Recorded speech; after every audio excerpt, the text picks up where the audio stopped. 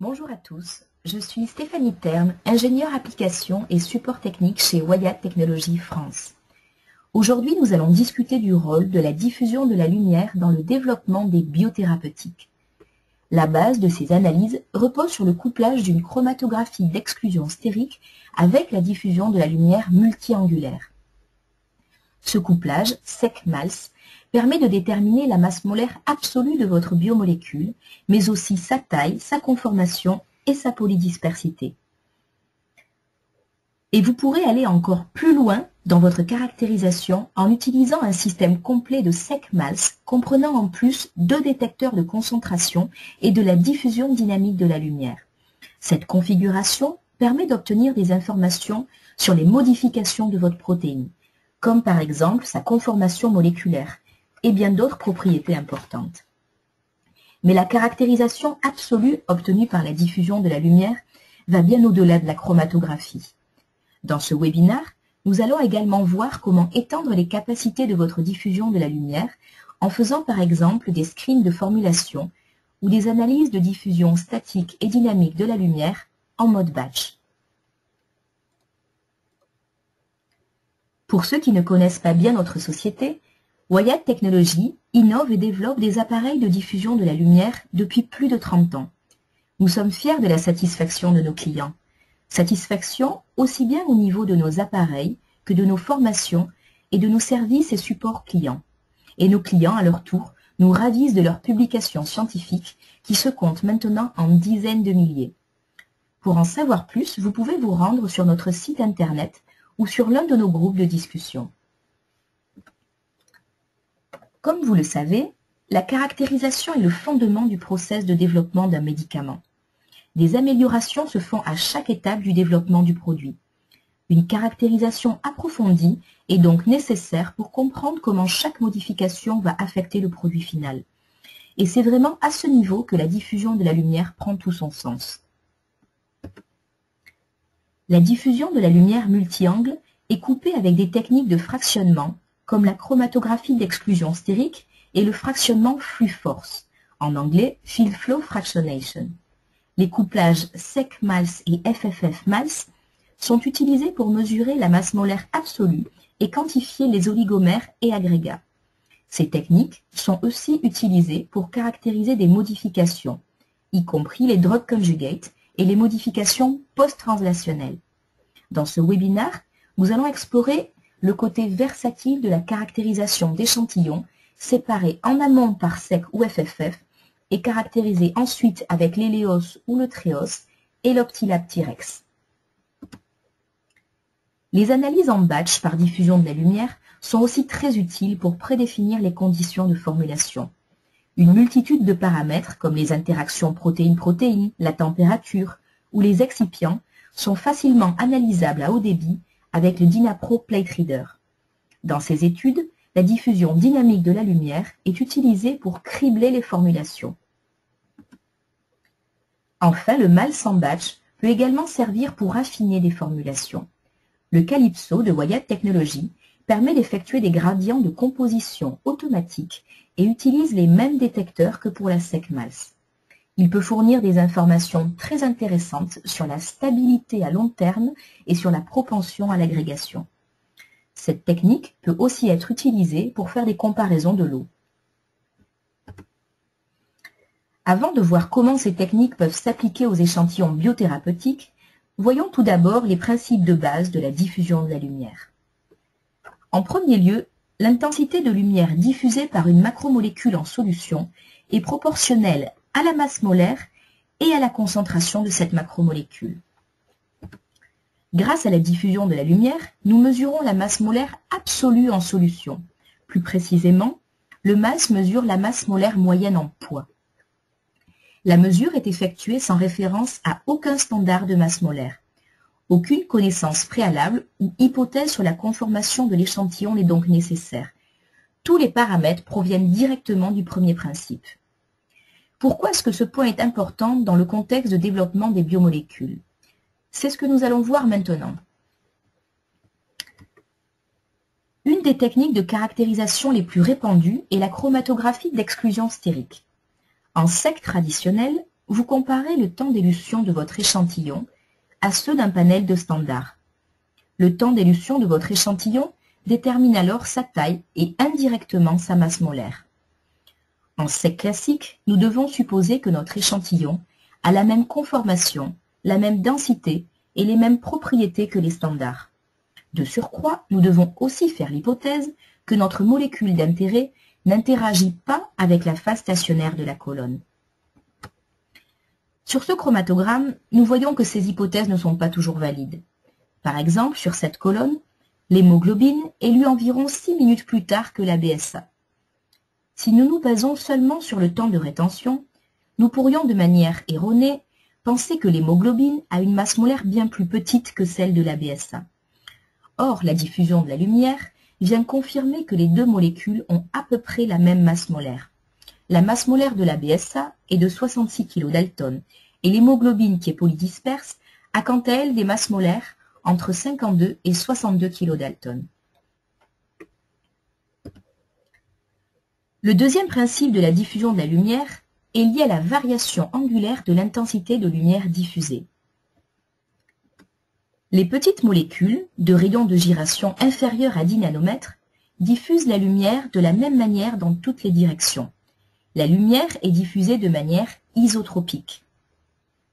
Les molécules de taille supérieure à 10 nanomètres diffusent la lumière de manière anisotropique. Il y a plus de lumière diffusée vers l'avant, c'est-à-dire proche de l'angle 0, comparé aux grands angles. En mesurant la dépendance angulaire, c'est-à-dire en mesurant l'intensité de lumière diffusée en fonction de l'angle, nous pouvons ainsi quantifier le rayon de gyration de la macromolécule en solution. Notez que le rayon de gyration est aussi appelé rayon RMS pour root mean square. Regardons maintenant l'intensité de lumière diffusée par des particules de différentes tailles illuminées par un laser. Un diffuseur isotropique, c'est-à-dire une petite molécule, comme le monomère ou le dimère d'une protéine. Un diffuseur isotropique diffuse la même quantité de lumière à tous les angles. La masse molaire absolue peut être mesurée par diffusion de la lumière. Par contre, pour ces petites molécules, le rayon de gyration ne peut pas être mesuré. En théorie, vous pourriez mesurer la lumière diffusée à n'importe quel point sur le cercle pour quantifier la masse molaire. Mais vous devez toujours mesurer la lumière diffusée à plusieurs angles pour vous assurer que vous mesurez la bonne intensité et que la valeur n'est pas biaisée par de grosses particules ou des contaminants. Ici est dessinée l'intensité de lumière diffusée en fonction de l'angle pour des particules avec des tailles allant jusqu'à 5 nanomètres. Les lignes verticales en pointillés représentent les angles de diffusion mesurés avec un mini-dôme Treos. Ces trois angles de diffusion sont le minimum requis pour mesurer de manière précise la masse molaire de ce type de molécule. Pour des masses molaires plus élevées, l'intensité de lumière diffusée commence à varier en fonction de l'angle. Ces profils asymétriques sont en accord avec des particules de 30 à 50 nanomètres de rayon. Ces tailles correspondent par exemple à de gros agrégats ou à de petits VLP ou des polymères linéaires jusqu'à des masses d'1 million de grammes par mol. La diffusion aux petits angles, c'est-à-dire à l'angle 0 ou la partie gauche de ce profil, est légèrement plus importante que la diffusion aux grands angles. Les mêmes trois angles d'un Treos sont ici aussi le minimum nécessaire pour mesurer ce type de rayon. Nous arrivons enfin aux grandes particules, de rayons supérieurs à 50 nanomètres. Dans ce cas, l'intensité de lumière diffusée varie fortement en fonction de l'angle. Trois angles ne suffisent plus pour appréhender les variations d'intensité. Pour quantifier la taille et la masse molaire de grandes particules, un nombre d'angles plus important est requis, comme dans le dôme Hélios qui a 18 angles. Avec cette gamme complète de détecteurs, la dépendance angulaire peut alors être quantifiée et nous obtenons ainsi une véritable caractérisation des molécules. Maintenant que nous en savons un peu plus sur le fonctionnement de la diffusion de la lumière, nous allons nous pencher sur l'évaluation d'un détecteur MALS dans un contexte de développement de biothérapeutique. En plus des gammes de masse molaire et de taille mesurable, Vous devez aussi comprendre la sensibilité, l'exactitude et la linéarité de votre détecteur. Ceci va bien au-delà des spécifications de taille minimum et maximum mesurables. Vous voulez être confiant sur le fait que vous pouvez mesurer la taille et la masse molaire pour toutes sortes d'échantillons, que ce soit des agrégats présents en faible quantité ou des fragments de faible masse, mais aussi de grosses molécules ou des concentrations très élevées de protéines. Bien que 90% de vos analyses en sec se déroulent dans des conditions classiques, que se passe-t-il si votre échantillon se situe en fait à la queue de cette courbe en cloche? Pouvez-vous faire confiance à votre détecteur pour vous donner une masse molaire précise? Dans les prochaines diapositives, nous examinerons comment la sensibilité, l'exactitude et la linéarité se manifestent dans vos données de SecMals. Dans ce premier exemple, nous voyons bien la large gamme de taille et de masse molaire quantifiables par SecMals. Cette gamme inclut de grandes structures comme l'apoféritine et les immunoglobulines M.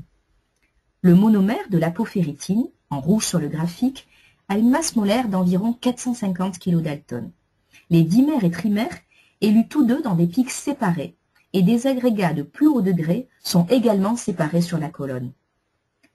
Le monomère de l'IgM, en violet sur le graphique, a quant à lui une masse molaire d'environ 970 kDa. Les dimères élus dans un pic séparé, de même que les agrégats de plus haut ordre. Voici maintenant une illustration de la sensibilité du détecteur de diffusion de la lumière, avec l'analyse d'une petite protéine. Grâce au MALS, nous mesurons la masse molaire d'une protéine de capside du VIH, de masse molaire 10 Kd. Seulement 10 microgrammes de cet échantillon ont été injectés sur la colonne. Ces 10 microgrammes résultent en un pic de monomère bien résolu et avec une masse molaire correctement mesurée. Le signal de diffusion de la lumière est très sensible à de faibles quantités d'agrégats de haut poids moléculaire. Ceci est dû au fait que l'intensité de lumière diffusée est proportionnelle à la masse molaire et à la concentration. Sur ce chromatogramme, vous voyez que pour les gros agrégats, qui est lu aux alentours de 11 minutes, le signal de diffusion de la lumière est fort, alors que le signal de concentration est proche de zéro. Cela signifie que la SecMals peut en réalité mesurer de gros agrégats que la sec classique analytique ne peut même pas voir. Cette sensibilité extrême vous donne encore plus confiance dans la caractérisation de vos biomolécules par le MALS. Mais attention, ce haut niveau de sensibilité n'est pas réservé qu'aux grosses particules. Sont représentées ici les données de 3 quantités injectées pour de la BSA. Alors que nous diminuons la masse injectée de BSA, de 30 microgrammes à 10 microgrammes, puis à 2 microgrammes, nous voyons que la masse molaire mesurée est quasiment identique pour les 3 chromatogrammes. La précision de la mesure n'est donc pas limitée par la force du signal ou la quantité d'échantillons. Ce graphique présente la valeur de la masse molaire mesurée pour différentes injections de BSA. Chaque point du graphique représente une injection faite à partir de la même solution stock. L'axe des abscisses correspond à la concentration maximum au sommet du pic d'élution. Les valeurs vont d'environ 1 mg/ml jusqu'à 0,3 microgrammes/millilitre. Vous pourriez vous attendre à ce que les masses molaires ne soient correctes que pour de grosses quantités d'injection, comme 200 microgrammes. Mais avec le MALS, nous mesurons la même valeur de masse molaire jusqu'à des quantités d'injection de 0,2 microgrammes. C'est une précision et une linéarité sur plus de 4 ordres de grandeur. La robustesse des données vous prouve que vous pouvez être confiant dans les valeurs des masses molaires que vous mesurez par le MALS, et cela que vous soyez ou non dans des conditions de chromatographie idéales. Maintenant que nous avons évalué quelques propriétés du détecteur MALS, que nous savons que nous quantifions la masse molaire et la taille indépendamment du volume d'élution, et que nous avons montré sa gamme dynamique et sa robustesse, de quelles autres propriétés avons-nous besoin? En plus d'être sensible et précis, le SecMals doit être versatile. Il doit donner les valeurs correctes de masse molaire et de rayon de gyration. L'évolution de la masse molaire le long du pic doit vous donner des informations sur l'hétérogénéité de votre échantillon. Les données de SECMALS doivent également vous fournir des informations sur la structure globale de votre molécule. Par exemple, le système SECMALS de Wyatt vous permet de quantifier le degré de pégylation, de glycosylation ou d'un autre type de modification de votre protéine. Grâce au module QELS intégré, vous pouvez aussi faire de la diffusion dynamique de la lumière avec votre hélios ou votre Treos. Vous obtiendrez ainsi le rayon hydrodynamique de votre échantillon. Mais qu'est-ce que cela implique pour le développement de vos biothérapeutiques? Cette diapositive a été adaptée à partir de données publiées par un groupe de l'université de Yale. Les chercheurs voulaient s'assurer que leurs protéines existaient bien en tant que pentamères stables. Pour cela, ils ont injecté plusieurs concentrations de protéines sur la colonne. Ce chromatogramme montre la superposition de 5 concentrations différentes. La masse molaire mesurée est à chaque fois de 123 kDa, ce qui correspond exactement à la masse molaire du pentamère. De plus, la masse molaire est parfaitement constante le long du pic, ce qui indique que la protéine est un pentamère stable. Mais à l'inverse du pentamère stable, ici nous avons l'exemple d'un équilibre monomère-dimère avec des masses molaires qui ne sont pas constantes le long du pic. Le poids moléculaire le plus élevé se situe au sommet du pic, là où la concentration est la plus forte. Pour les concentrations basses, c'est-à-dire sur les bords du pic, l'équilibre est déplacé et principalement vers le monomère avec une masse molaire d'environ 80 kD. 50 microgrammes d'échantillons ont été injectés. La concentration maximale mesurée au sommet du pic est d'environ 0,02 mg/ml et la masse molaire moyenne en poids de la solution monomère-dimère est de 110 kD. Pour les injections de 100 et 200 microgrammes, la masse molaire au sommet du pic augmente en fonction de la concentration, ce qui est en accord avec un équilibre monomère-dimère. En plus de l'état d'oligomérisation, un système SECMALS peut aussi vous donner des informations sur les modifications de votre protéine. En combinant les données de diffusion de la lumière, de l'UV et du RI, nous pouvons distinguer de la masse molaire totale, la masse molaire de la partie protéine et celle du modifiant. Sur ce chromatogramme, qui correspond à une protéine pégylée, vous pouvez voir que la masse molaire totale est d'environ 85 kD. Ce total est en fait composé de 50 kD de protéines et de 35 kD de PEG. Un autre exemple d'une modification intentionnelle est le couplage d'un anticorps avec une ou plusieurs petites molécules, communément appelées Antibody Drug Conjugate et notées ADC. Le décalage de temps d'élution entre l'ADC et l'anticorps est habituellement très faible.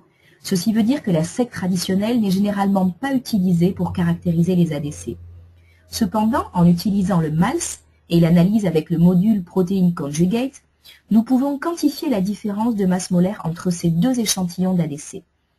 Dans notre cas, le chromatogramme rouge représente un anticorps avec un plus fort taux de conjugaison. La masse du modifiant, dans le cas de l'anticorps bleu, est d'environ 8 kD, ce qui veut dire qu'il y a entre 6 et 7 molécules conjuguées par anticorps. La masse du conjugué de l'anticorps rouge est quant à elle de 12,6 kD, soit 10 molécules conjuguées par anticorps. La pégylation et les ADC sont tous deux des exemples de modifications intentionnelles. Cependant, la SECMALS peut aussi révéler la présence de modifications non intentionnelles. Ici, nous voyons l'effet d'un changement dans le process de production avec un passage d'un système d'expression en cellules de mammifères à une expression en cellules d'insectes. Le produit exprimé en cellules de mammifères, en bleu sur le graphique, est lu plus tôt et a une masse molaire totale plus élevée comparé au produit exprimé en cellules d'insectes qui est représenté en rouge. Puisque la partie protéine a effectivement la même masse molaire pour les deux systèmes d'expression, soit environ 100 kDa, il semblerait que les deux lignées de cellules expriment bien la même protéine. La différence tient en fait à leur taux de glycosylation. la masse molaire des carbohydrates est différente pour les deux systèmes d'expression. Ceci veut dire que l'expression en cellules de mammifères crée un degré de glycosylation plus élevé qu'en cellules d'insectes. Le potentiel de notre SEC-MALS peut être augmenté avec une analyse simultanée en diffusion dynamique de la lumière, appelée DLS. La DLS mesure directement la diffusion des molécules en solution. Grâce à cette information, nous calculons le rayon hydrodynamique, noté RH. En SEC-MALS, nous mesurons la diffusion statique de la lumière pendant que le liquide passe au travers du détecteur. Sur la photo, nous voyons la tête de lecture de l'hélios et les détecteurs de diffusion statique positionnés autour de la cellule en flux. Avec un seul angle et en utilisant le module Wyatt-Quells, nous pouvons aussi mesurer la diffusion dynamique de la lumière. Dans un hélios, la fibre optique de la DLS peut être installée à la position de n'importe quel angle. Ce détecteur additionnel et spécifique pour la DLS nous permet de mesurer le rayon hydrodynamique de la molécule dans le même volume de mesure que celui utilisé pour mesurer la masse molaire. Ceci veut dire que la masse molaire et le rayon hydrodynamique de la molécule sont mesurés dans les mêmes conditions, sans effet d'élargissement de pic ou de dilution. Nous avons en effet vu précédemment que la dilution peut détruire des oligomérisations réversibles et changer la taille et l'état de la molécule. En mesurant simultanément et dans le même volume la diffusion statique et dynamique, nous pouvons véritablement caractériser la molécule en solution. Dans cet autre exemple, nous analysons la masse molaire d'un complexe protéine-nucléosome. Au premier abord, nous pourrions penser avoir un mélange monomérique du complexe, avec des agrégats d'ordre plus élevé, et peut-être des dimères et trimères.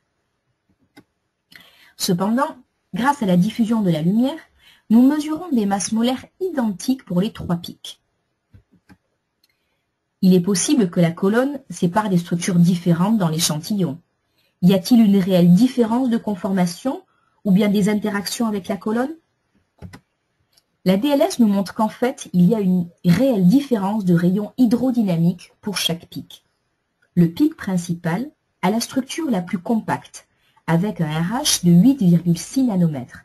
Le deuxième pic, qui a la même masse molaire, a un rayon hydrodynamique plus grand, de 12 nanomètres. Ceci veut dire que les autres pics sont probablement des formes partiellement dénaturées de ce complexe. Je souhaite insister sur le fait que c'est la combinaison des données de MALS et de DLS qui nous donne ces informations structurelles. Si nous avions uniquement regardé les résultats de DLS, sans les masses molaires, nous aurions conclu à tort qu'il y a des agrégats du complexe. Et si nous avions uniquement regardé les résultats de masse molaire avec le MALS, nous n'aurions pas vu le changement conformationnel. Et dans ce cas, des interactions avec la colonne auraient bien pu expliquer les différents pics. C'est donc bien la combinaison des deux informations qui nous permet d'avoir une image plus complète de la molécule en solution. La majeure partie des exemples de ce webinaire sont centrés sur des petites molécules ou des diffuseurs isotropiques. Dans l'exemple qui vient, nous allons voir comment la diffusion statique et dynamique de la lumière se combine pour caractériser des liposomes. Ici, nous voyons le fractogramme de liposomes séparés par FFF. En FFF, les petites molécules élues en premier et les grosses molécules élues plus tard. Chacun de ces pics est un échantillon polydisperse de liposomes. Comme vous le voyez sur le fractogramme, pour chaque volume d'élution, le liposome plein en vert a un rayon de gyration plus petit que celui du liposome vide en rouge. Mais qu'est-ce que cela veut dire sur nos liposomes? En fait, la différence de rayon de gyration est juste le début de l'histoire. Les rayons hydrodynamiques mesurés pour le liposome plein et le liposome vide sont les mêmes pour chaque volume d'élution, ce qui veut dire que nous avons une bonne séparation à FFF. Cependant, lorsque nous regardons le ratio du RG du MALS et du RH de la DLS, nous voyons quelque chose de très intéressant. Le liposome vide se comporte comme une sphère creuse. Le RH est égal au rayon de la sphère.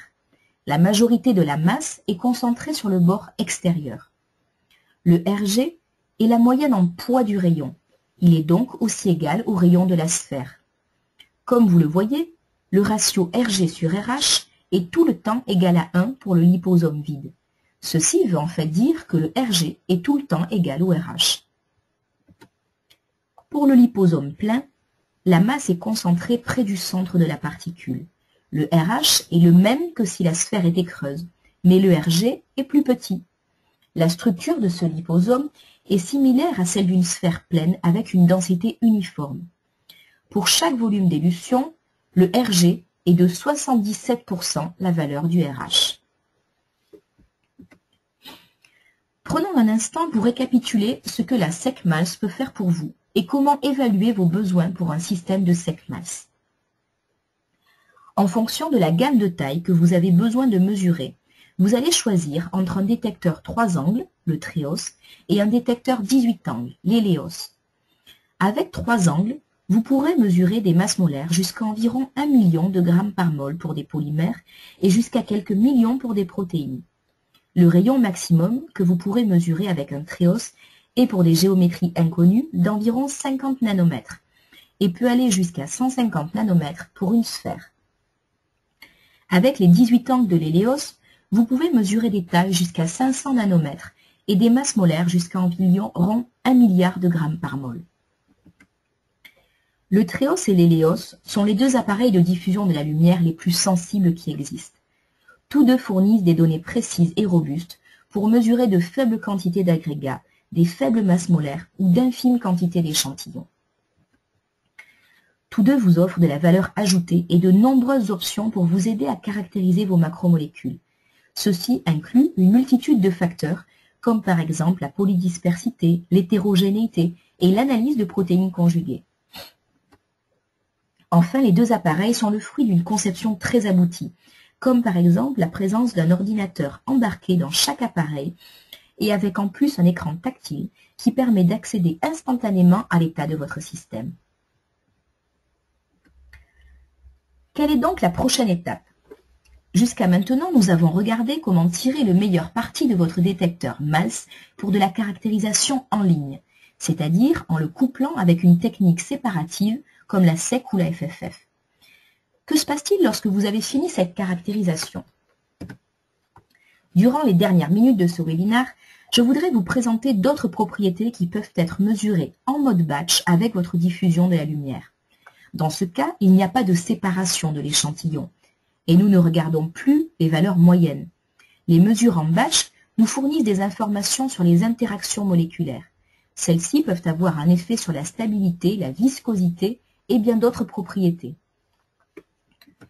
Ces concepts ont récemment été publiés dans le Journal of Pharmaceutical Sciences.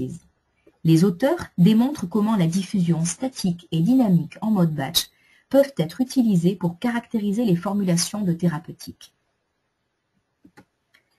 La diffusion dynamique de la lumière ne se limite pas à mesurer le rayon hydrodynamique en conditions chromatographiques. La DLS en mode batch peut aussi être utilisée pour quantifier des associations réversibles entre les macromolécules d'une solution. Le criblage de formulations à haut débit est rendu facile et direct grâce au Plate Reader de Wyatt Technology.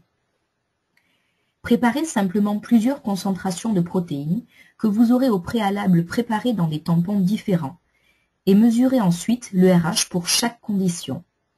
Le schéma ci-dessus représente une plaque 384 puits avec 3 protéines dans 4 tampons de pH différents. Dans la publication, les auteurs mesurent la taille hydrodynamique d'une formulation d'anticorps en fonction de la concentration. L'augmentation apparente de la taille veut dire qu'il y a des auto-associations de la protéine. Ceci peut avoir pour conséquence des effets indésirables, comme une augmentation de la viscosité ou une faible production. Les auteurs sont ensuite allés plus loin dans la quantification de ce phénomène par la mesure du paramètre d'interaction KD. La valeur du KD peut être utilisée pour classer les formulations en fonction de leur propension à s'associer et ainsi écarter les formulations les moins favorables. Les criblages des préformulations à haut débit sont rendus très faciles grâce au Plate Reader de Wyatt Technology et au logiciel Dynamics. Mais le plate reader n'est pas limité à des analyses à 25 degrés. En utilisant la même plaque, vous pouvez augmenter la température pour accéder aux informations de stabilité thermique de la molécule et voir aussi quels sont les effets des associations réversibles sur une étude d'agrégation accélérée. Pour en savoir plus à ce sujet, vous pouvez visualiser nos webinaires archivés sur notre site internet. À la suite des screenings par DLS, vous pouvez aussi faire des gradients de composition analysés en MALS afin d'affiner la caractérisation d'une formulation. La CG-MALS consiste à mesurer le signal de diffusion statique de la lumière en fonction de la concentration. Ceci vous permet de quantifier le second coefficient du viriel pour des interactions non spécifiques ou des affinités spécifiques d'auto-association ou encore des stoichiométries. Dans cette publication, les auteurs utilisent la CG-MALS pour quantifier les équilibres d'association de leurs anticorps. Dans ce cas, la masse molaire mesurée de la solution augmente de 180 kDa à environ 390 kDa lorsque l'anticorps A s'auto-associe. Ces propriétés d'auto-association ne seraient probablement pas vues en conditions diluées de sec. La meilleure description des données est obtenue avec un modèle dans lequel l'anticorps monoclonal A s'associe en trimère et des ordres plus élevés d'oligomères. Les auteurs précisent que cette formulation a une viscosité plus importante que les autres formulations et qu'elle est plus difficile à produire. Les mesures automatiques de MALS en batch et la modélisation du CG-MALS sont rendues possibles grâce au Calypso de Wyatt Technology. La préparation automatique de l'échantillon et le logiciel d'analyse adéquat vous permettent une analyse complète des interactions réversibles, et ce, en utilisant le même détecteur MALS que vous utilisez déjà pour vos analyses de SEC-MALS et en qui vous avez une entière confiance. Vous trouverez plus d'informations sur l'utilisation de la CG-MALS pour les formulations dans nos webinaires archivés. J'espère que nous vous avons montré comment les techniques de diffusion de la lumière s'intègrent dans le développement préclinique d'un biothérapeutique et comment évaluer vos besoins en termes de diffusion de la lumière. Le cœur de l'analyse commence avec la SEC-MALS pour caractériser une multitude de propriétés de vos macromolécules. Le MALS offre sa sensibilité et sa précision sur une vaste gamme de masses injectées, de concentration et de masse molaire. De plus, le MALS est versatile, permettant ainsi des analyses complémentaires de conjugaison et d'hétérogénéité de l'échantillon. Dans le même volume d'analyse, se fait aussi la détection par diffusion dynamique de la lumière, qui fournit des informations inestimables sur la conformation et la fonction des protéines. Après de rigoureuses analyses en SEC-MALS, les meilleurs candidats vont encore être étudiés pour une caractérisation précise des interactions via la CG-MALS.